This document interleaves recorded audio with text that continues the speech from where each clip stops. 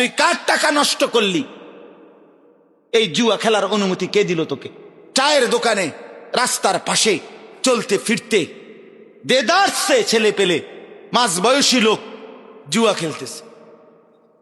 এটা ছক্কা, মানে 1000, এটা আপনার জিতবো এই ম্যাচ 2000। আশ্চর্য কথা, খেলে কারা, টাকা খরচ করে কি? আরে পাগল কি, এরকম পাগল হয়নি মানুষ। একটা টাকা যেই কামাই করুক, আরে ভাইয়া তুমি কামাই করো আর তোমার বাপে কামাই করো, বিদেশে হোক আর লন্ডনে হোক, কেউ সিরা সাবাইয়া কামাই করে না। প্রত্যেকটা টাকার মধ্যে, উপার্জনের মধ্যে কারো না কারো মাথার ঘাম, কপালের ঘাম, কষ্ট আর মেহনত জড়িয়ে আছে। টাকাটা কি এমনি চলে আসছে এটা? তো তুমি যে 2 আঙ্গুলে টিপ্পা অনলাইনে টাকাগুলো শেষ করে দিলা, মোবাইলটা টিপ্পা, তুমি যে অনলাইনে জুয়া খেলে টাকাটা শেষ করে দিলা, এইভাবে তো রাজার ভান্ডারও ফুরায় যাবে, এভাবে তো 7 রাজার ধনও শেষ হয়ে যাবে। আমি অনুরোধ করছি বাপ, আমাদের সমাজগুলোতে খুব বেশি আমার পরিচিত জন, মানে অর্থাৎ এই পরিমাণ আশ্চর্য যে নিজের কষ্টের অর্জিত টাকা এইভাবে জুয়া খেলে, খেলোয়াড়দের পিছন দেখে দেখে, খেলোয়াড় খবরও নাই, হেতে হেতের খেলা খেলে, আর আমার সন্তান, আমার বাবারা, আমার ভাইরা এখানে বৈশা জুয়া খেললা টাকাটা শেষ করতেছে। আল্লাহ তাআলা আমাদের প্রত্যেককে রহম করেন। কোরআনুল কারীমের মধ্যে আছে, মদ এবং জুয়ার মাধ্যমে এই বেট বলেন, আপনারা কি বেট কর না? কিতা বেট, বাজি ধরা আর কি, কথা বোঝেন নাই আপনারা? এটা আসেনি আপনার এলাকায়?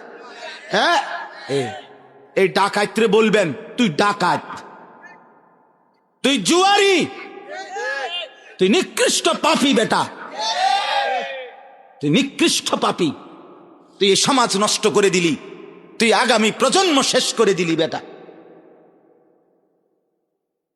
জুয়াখোর, তার পরিণতি এই বেট বলেন, বাজি বলেন, জুয়া বলেন, জুয়ারি শেষ পর্যন্ত নিজের বউ, নিজের মেয়ে, নিজের ছেলে, নিজের আপনজনের ইজ্জত বিক্রি করতেও লজ্জাবোধ করে না। এত নিকৃষ্ট হয়ে যায় মানুষ। শেষ পর্যন্ত বউ বেচ চালায়, শেষ পর্যন্ত সন্তান বেচ চালায়। নিকৃষ্ট পরিণতি।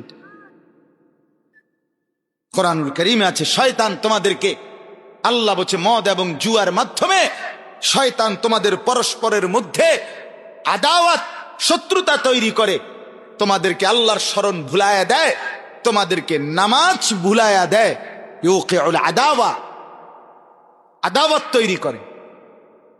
আমি এই জন্য অনুরোধ করলাম, কেউ যদি সন্তানের, মানুষের দিকে যদি নজর না দেন, আপনার ছেলে, আপনার মেয়ে, আপনার স্ত্রী, আপনার বাবা, আপনার ভাই, আমরা জলজ্জান্ত মানুষ, হিসাব হবে আমাদের, বিচার হবে আমাদের, হাসরের মাঠ আমাদের জন্য, আল্লাহর সমস্ত ফয়সালা আমাদের জন্য।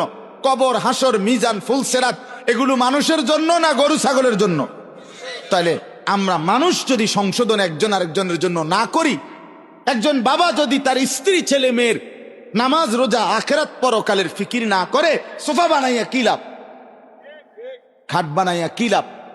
আপনার বানানো 50,000 টাকার সোফাতে বসে আপনার স্ত্রী, ছেলে মেয়ে সারাদিন, সারা রাত, রাত 2টা পর্যন্ত আমনের ঘরে রঙিন টেলিভিশনে নর্তকীর নাচ, উলঙ্গ ছবি, জিনা, ব্যভিচার, হিন্দি সিরিয়াল দেখে, এটার মধ্যে আপনার এই সোফা আপনার ব্যবহৃত ঘরের সামান, অথচ আপনার বিবি বাচ্চা নাফরমানি করছে।